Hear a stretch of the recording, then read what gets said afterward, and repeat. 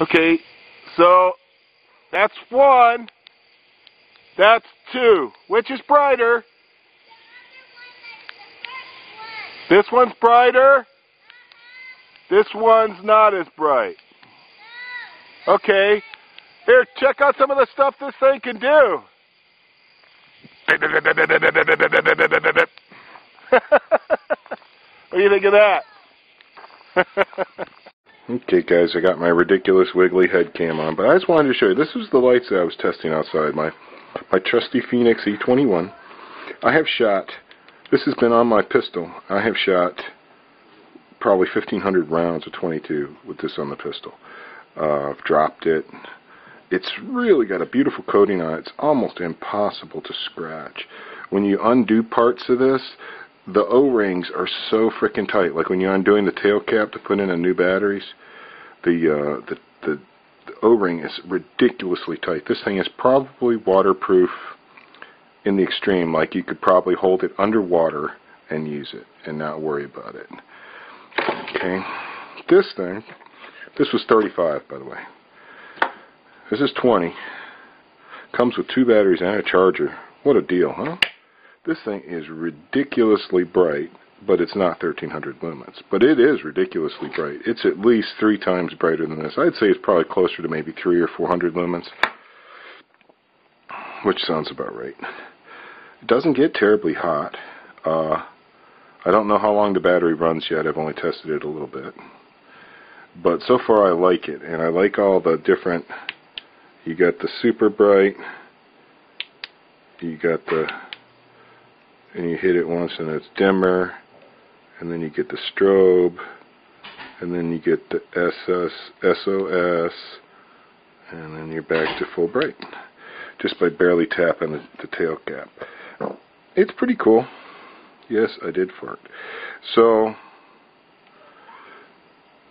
you know, if you're looking for a light that isn't perfect, okay, it doesn't have a beautiful, perfect coating. It's not thick Pyrex glass. It's not deep anodized coating that won't scratch the minute you drop it. You know, I have no idea how this is going to hold up to shooting. I'm going to mount it on the shotgun and see if I can make it fall apart. This thing shoots great on the shotgun. No problem. Pros and cons. This has got AA batteries.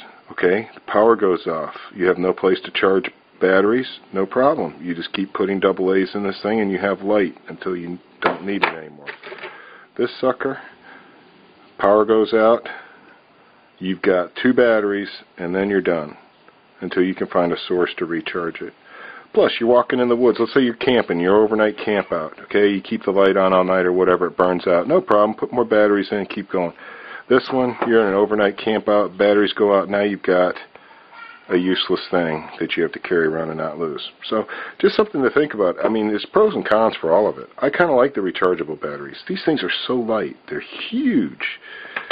You know, obviously in AA's, just to show you the difference in size between these, because it may not be apparent.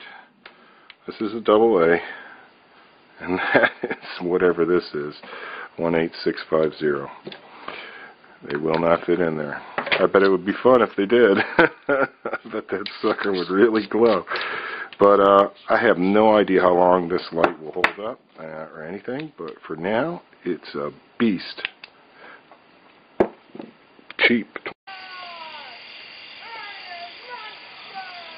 So that's the strobe effect. My son really likes that. What's this? He's having good fun. Now that's the noisy one. That's my daughter. I'm gonna eat the flashlight. She's got Phoenix E21, which is 150 lumen light, and that's the other one over there. Nita, be careful with that light. Not in anybody's eyes, honey. Yeah, so the strobe effect is pretty strong. Hey, John, I'm going to close my eyes. Shine the light right at me. John, I close my eyes. Shine it right at me. Wow, that's pretty bright still. Wow. Okay, that's enough. Thanks. Okay, take them away. Awesome. So you can see it fits in the Viking Tactical just fine. You have to take the tail cap off. Fits in there good. going to see if this would actually fit on the pistol, but I think there's going to be a conflict between it and the barrel. It's very light. It's lighter than the other. It's lighter than the Phoenix. Okay, and here's the Phoenix E21 using a Tackstar mount, which is a pretty good mount, honestly. It uses 2 barrels, 2 Allen screws, 2 metal clamps, and I've got it all the way forward on the ATI clamp, which is really on there. So, and that's what happens. They always want to slide all the way forward. They want to slide forward. I've got it flush with that. I've got it so that when I've got my hand on the forestock, it's right there. So, I really like the Phoenix. That's how I like it set up. I couldn't get the that UltraFire C8 to fit on this thing properly. It only wanted to fit at the very, very far end, and I was also afraid that it was too fragile.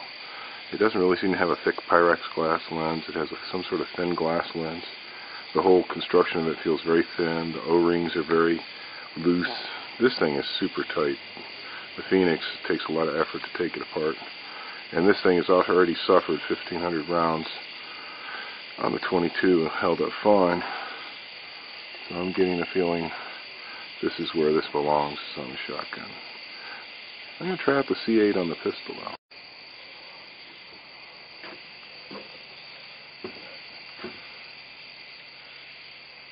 Little gun, big light.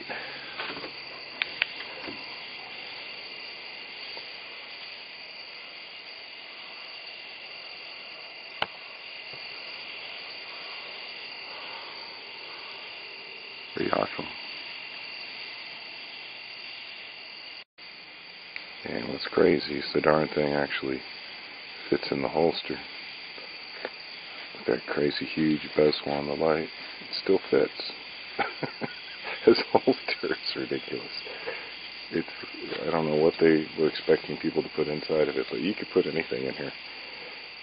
Oh my gosh. But it's awesome, man. I have to go out and try this thing, you know that.